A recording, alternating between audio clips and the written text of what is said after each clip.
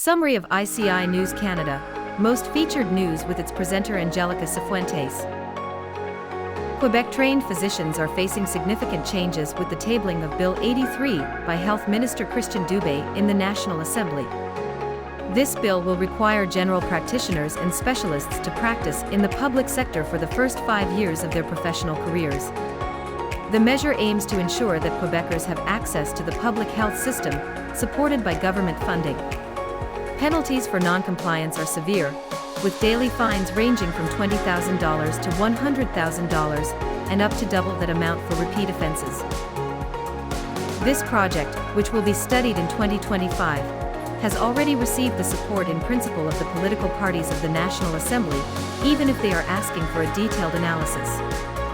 With a cost of medical training that fluctuates between $435,790 billion. Dubé emphasizes that access to health services is a citizen's right because of public investment in the training of health professionals. The proposal marks a crucial step in the government's efforts to stem the exodus of doctors to the private sector, a phenomenon that has increased by 70% since 2020. Currently, more than 775 doctors practice exclusively in the private sector, a number the government hopes to drastically reduce. The Canadian public is also under threat from telephone fraudsters. Rumors that bank accounts are vulnerable when you say, "Yes, hello," have been debunked by cybersecurity experts. According to these experts, such statements are not enough to compromise the advanced voice recognition systems used by banks. However, the Canadian Anti-Fraud Centre advises against answering calls with this phrase, given the increase in complaints of attempted fraud. Alexis Duray-Joncas, a leader in cyber threats, stresses the importance of remaining calm when faced with potential telephone fraudsters who are looking to manipulate to commit financial fraud. The advice comes after incidents such as that of a woman who was unable to retrieve $6,000 in wire transfers after being criticized for using the phrase while answering the phone.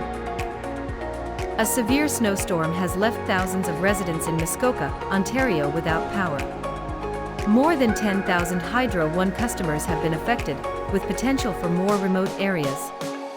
The severe weather has forced road closures and suspension of public transit as emergency crews work to restore vital services. Warming centers have been opened for those affected, and citizens are urged to avoid going out and report down power lines to the relevant authorities. Finally, Air Canada has launched a new digital identification system using facial recognition at Toronto and Vancouver International Airports. Starting December 3, 2024, travelers will be able to opt for this technology to simplify their boarding process. Although voluntary, this measure provides a quick and secure means of identification, thereby increasing customer satisfaction when traveling domestically. Thank you for joining us in this recap of ICI News Canada. Don't forget to subscribe and follow us on our YouTube and Facebook platforms.